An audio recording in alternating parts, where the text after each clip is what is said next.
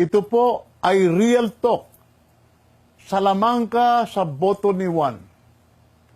Hindi pa man na isasagawa ang eleksyon sa darating na Mayo 9, plansyado na ang pagmamaniobra sa resulta ng halalan. Hindi itong isang haka-haka o paninira, kundi isa itong katotohanang mangyayari sa halalan dahil ang ilalahad ko dito ay mismong ginawa ng isang mataas na sekretary sa palasyo. Inayos niya ang Secure Digital Card o tinatawag po natin SD cards. Pabor kay Grace po. Pero nalaman ito ni Mar Rojas at inireklamo siya kay Aquino. Nagkaroon ng konfrontasyon at pinalitan muli ang mga Secure Digital Card o SD card sa loob ng PCOS machines.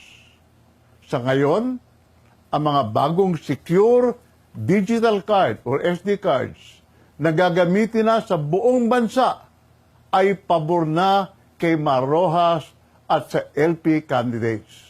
Ito po ang normal na proseso sa canvassing ng eleksyon. Ang boto sa mga balota ay binabasa at sinusuma total ng VCM PCOS machine sa presinto at pagkatapos ay dapat na direktong itatransmit papunta sa tinatawag na work file server sa kada munisipyo o city hall kung saan ay pinagsasama din ang suma total at pagkatapos ay pinapadala naman sa transparency server kung saan inire-release ang resulta sa media at publiko. Pero may tatlo pang paraan sa pandaraya ang natitira pa sa sindikato ng COMELEC. Number 1, sa unang pandaya ay nabuntis na ngayon ang mga Secure Digital Card o SD cards sa loob ng mga VCM o PCOS machines na may mga laman na para kay Rojas. Ang ibig sabihin, supposed to be secure digital cards ay hindi na secure.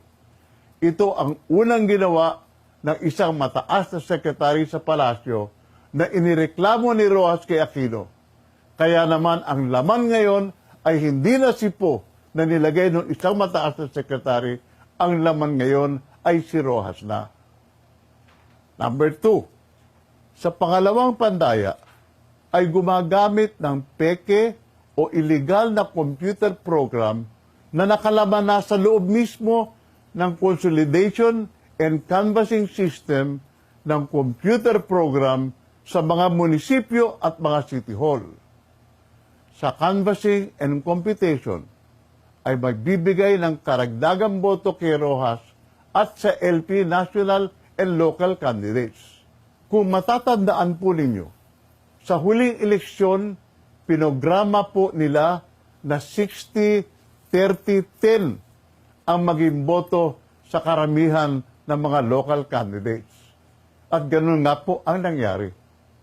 Ang ikatatlong pandaya ay ang paggamit ng isa pang peking computer program na magpapadala ng peking resulta sa tinatawag na transparency server na magpapakita nitong peking resulta sa media at sa publiko. Sama-sama po nating puksain ang dilim ng halalan at ibalik ang tunay na liwanag ng pagbabago. Kaya eto, gawa na ang tunay na script ng halalan. Gawa na ang lahat. The three kinds of cheating are in place and ready to happen. As God is my witness, I am telling you, sinasabi ko po sa inyong lahat, isang katutak na dayaan po ang kalaban natin dito sa eleksyon. Above all, people must know this. And in God's infinite wisdom, He will provide. Makibahagi sa eleksyon, subalit buksan ang paningin, buksan ang pag-iisip, buksan ang damdamin. Maging makadiyos, makatao, makatarungan. Ipagdasal ang pagparating ng isang malawak na revolusyon na may kapayapaan na walang gulo. So help us God. Ito po ay real talk. Salamangka sa boto ni Juan. Hindi pa man na isasagawa ang eleksyon sa darating na Mayo 9, planchado na ang pagmamaniobra sa resulta ng halalan. Hindi itong isang haka-haka o paninira, kundi isa itong katotohanang mangyayari sa halalan dahil ang ilalahad ko dito ay mismong ginawa ng isang mataas na sekretary sa palasyo. Inayos niya ang Secure Digital Card o tinatawag po nating SD cards. Pabor kay Grace po. Pero nalaman ito ni Maras. Ang ibig sabihin, supposed to be secure digital cards ay hindi na secure. Ito ang unang ginawa ng isang mataas na sekretary sa palasyo na inireklamo ni Rojas kay Aquino. Kaya naman ang laman ngayon ay hindi na sipo na nilagay ng isang mataas na sekretary, ang laman ngayon ay si Rojas na. Number 2, sa pangalawang pandaya ay gumagamit ng peke o illegal na computer program na nakalaman na sa loob mismo ng consolidation and canvassing system ng computer program sa mga munisipyo at mga city hall. Sa canvassing and computation ay magbibigay ng karagdagang boto kay Rojas at sa LP national and local candidates. Kung matatandaan po ninyo, sa huling eleksyon, pinograma po nila na 60-30-10 ang maging boto sa karamihan ng mga local candidates. At ganun nga po ang nangyari.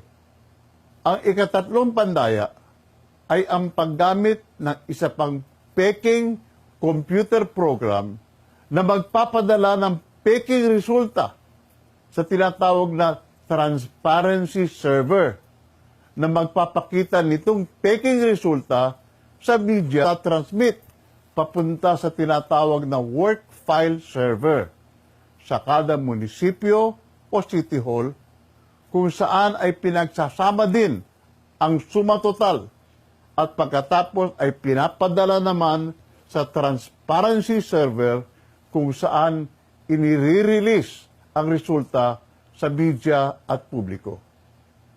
Pero may tatlo pang paraan sa pandaraya ang natitira pa sa sindikato ng COMELEC.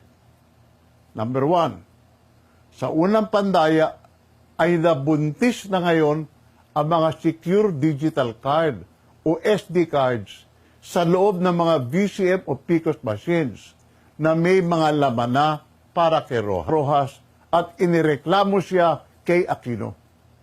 Nagkaroon ng komprontasyon at pinalitan muli ang mga secure digital card o SD card sa loob ng PCOS machines. Sa ngayon, ang mga bagong secure digital card o SD cards na gagamitin na sa buong bansa ay pabor na kay Rojas at sa LP candidates. Ito po ang normal na proseso sa canvassing ng eleksyon. Ang boto sa mga balota ay binabasa at sinusuma total ng VCM PCOS machine sa presinto at pagkatapos ay dapat na direktong